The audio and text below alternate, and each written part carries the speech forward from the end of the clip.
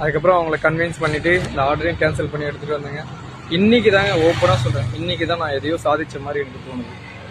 பர்டிகுலராக இந்த வீடியோ பார்த்தீங்கன்னா சமூக வலைதளங்களில் ரொம்பவே வைரலாக போய் ஒரு ஆர்டரை கேன்சல் பண்ணால இந்த பையன் எவ்வளோ சந்தோஷமா இருக்கான், என்னாச்சு என்ன அப்படின்னு. இந்த பையன் செஞ்ச செயல் ரொம்பவே மதிக்கத்தக்க ஒரு செயல். அதாவது இந்த நீங்கள் பார்க்குற பையன் வந்து பிளிங்கிட் நிறுவனத்தில் வேலை பார்க்க நேற்று நைட்டு ஒரு ஆர்டர் ஒன்று ரிசீவ் பண்ணுறான். அந்த ஆர்டர் என்னன்னு பார்த்தீங்கன்னா எலி பேஸ்ட்டு.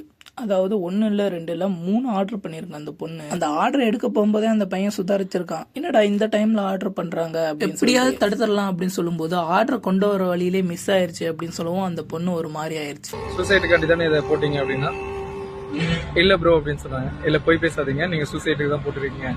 எலியுடைய பிரச்சனை அப்படின்னா நீங்க கிட்டத்தட்ட 7 மணிக்கு போட்டுருக்கலாம், இல்ல அதுக்கு முன்னாடியே போட்டுருக்கலாம், இல்ல அடுத்த நாள் போட்டுருக்கலாம். இந்த அன்டைம்ல போட வேண்டிய அவசியம் இல்லை.